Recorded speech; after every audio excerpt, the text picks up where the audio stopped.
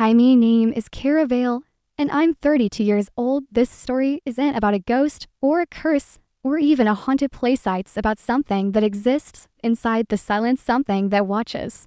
When you forget to listen, what happened to me in that remote desert motel should have never been possible, but it happened again. I haven't heard silence since. See if you're ready to enter a story that leaves no space for quiet.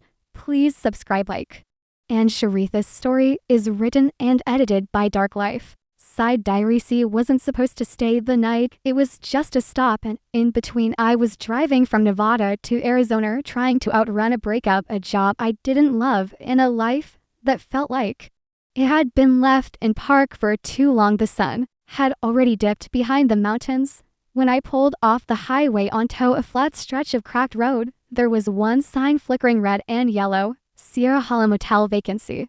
I remember thinking the name sounded like a punchline in a horror movie, but I was too tired to care. The office was empty when I walked in. Just a bell on the desk and a still smell of bleach and old air. After a minute, an older woman came out from a door behind the counter. She was dressed in outdated clothes, a powder blue skirt, suit, shoulder pads, and all, and her smile was stiff like her skin didn't fit right. She didn't ask for ID, just handed me a key with the number room 9 etched into the tag.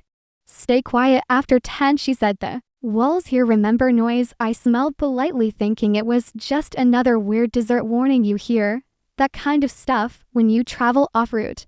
But when I entered the room, I noticed something off. It was clean enough, not modern, but not gross. There was a double bed, faded curtains, a dusty TV that didn't work, and wallpaper that had peeled in spots like skin. But it was too quiet, not the peaceful kind, the unnatural kind. I couldn't hear the highway or wind or anything beyond the ticking of a wall clock. I turned on my phone's white noise app just for comfort and set it by the pillow. Then I unpacked a few things, took a hot shower, and lay on the bed scrolling through texts I never planned to reply to. Exactly 10:04 p.m. the white noise app stopped, not paused, not glitched. It was deleted from my phone. I blinked at the screen. The entire app was gone. I sat up. That's when I heard something under the bed. Not movement, breathing, faint, rhythmic, shallow. But there. I held my breath and slowly lowered myself to the floor, heart pounding. I didn't get all the way down. I didn't need to. In the reflection on the dusty towel, I saw something long and thin slide backward. Underneath the bed, it looked like a hand, but with too many joints, too many fingers. He didn't scream. I grabbed my bag, opened the door, and found nothing outside, not even the car I'd driven in. Just blackness, no sky, no stars, no road. The world had turned off. He slammed the door and backed away, breathing hard. The clock on the wall had stopped. The second hand was spinning. I checked my phone. Again, it was 10:04 p.m. still, and it wouldn't move no matter how long I stared at it.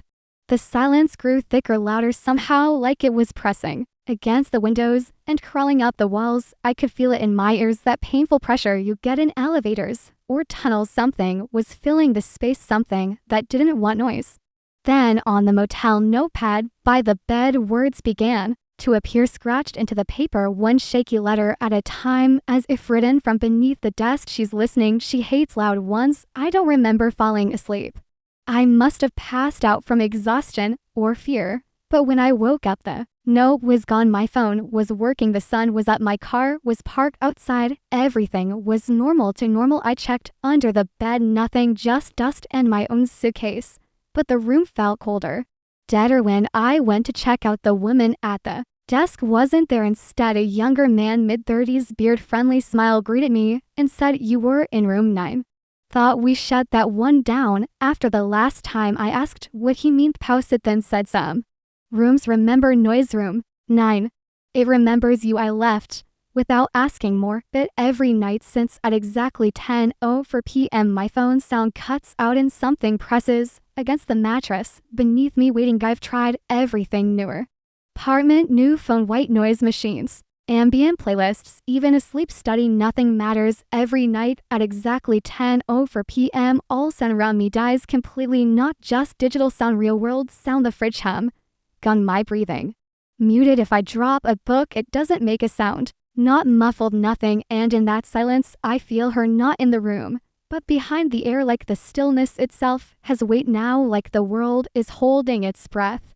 For something to Erve called the Sierra Hollow Motel a disconnected line. I tried finding it on Google Maps, no listings, no trace, even the highway I thought I took doesn't show a road where I remember turning. But I know I was there.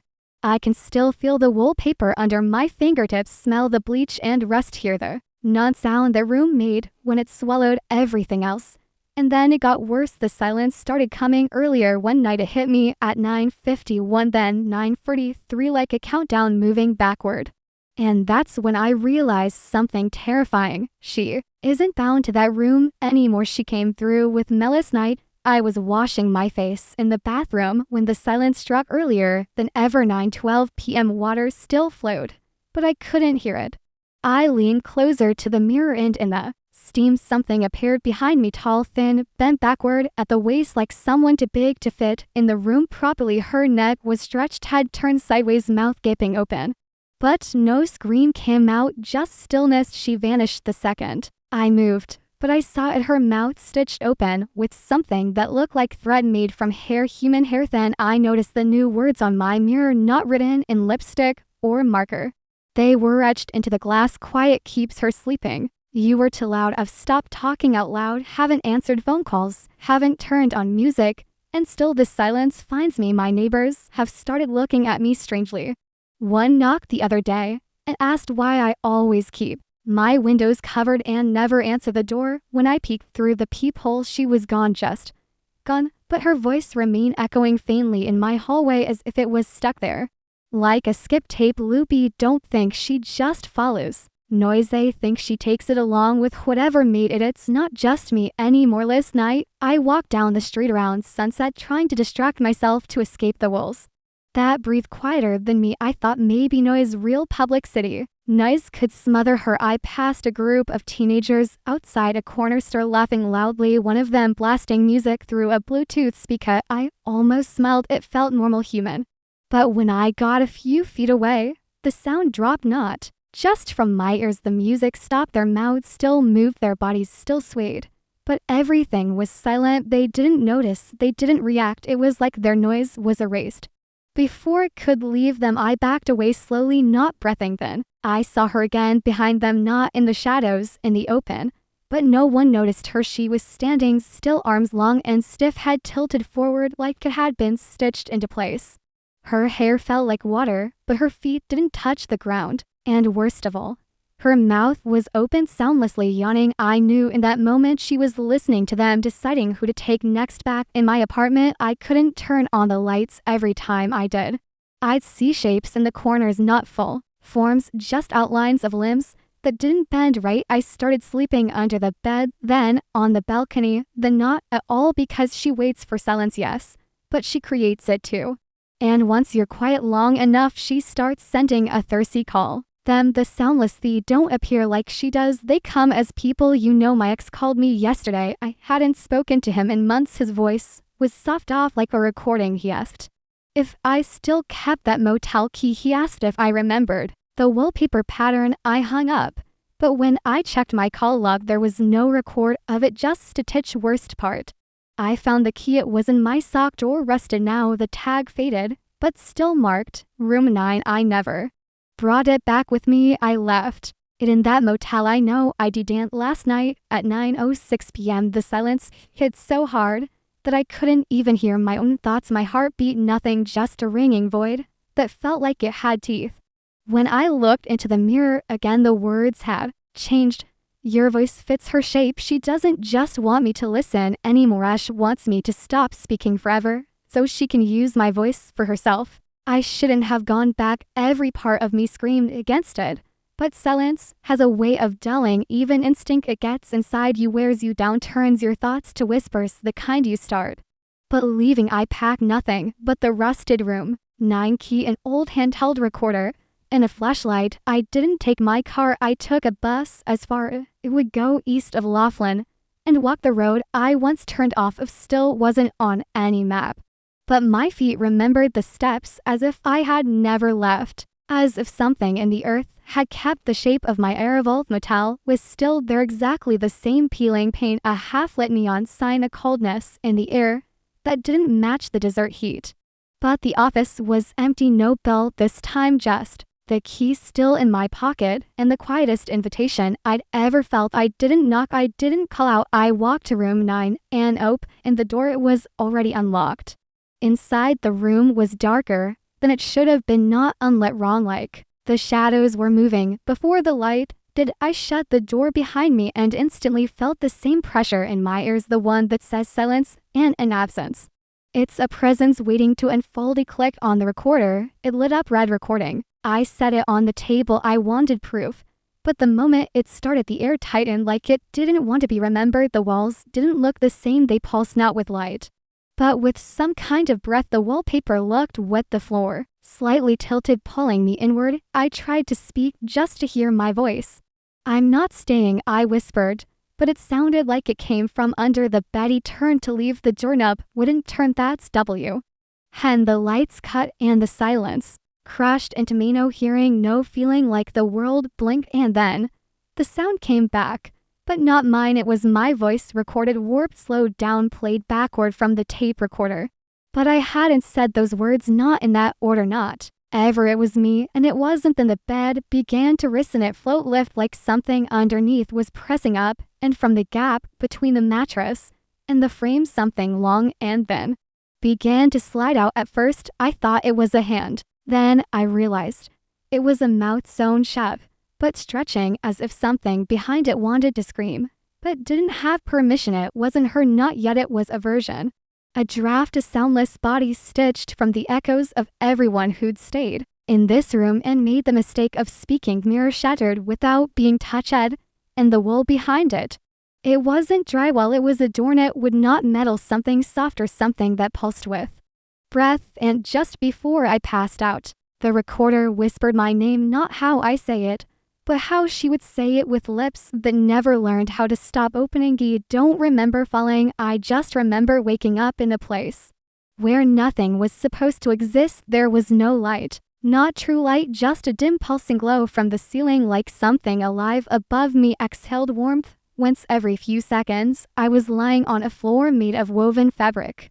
No, not fabric, hair, miles of it, black and tangled, twisted into patterns like veins under pale skin. And in that space, the silence was an absence. It was pressure, a crushing, endless weight. Every time I tried to move, it pushed back, like the air itself refused to let me make noise. I couldn't even hear my heart beat anymore, not even in my own chest. Walls around me weren't walls, they were faces stretched smooth like paper, pale and blank, eyes sealed shut, mouths sewn with blackened thread. Some of the threads moved, twitched, as if what was behind the skin still wanted to scream. I stood slowly, my limbs jelly, and walked forward toward the only thing that wasn't writhing, a chair carved from melted cassette tape plastic, and bone sitting on it was Hernet Maris, not the doll lady, not anything with a name I could grasp. She had no mouth, no nose, just long slits where ears should be. Her body wasn't fully shaped, more like an echo wearing skin, and wrapped around her shoulders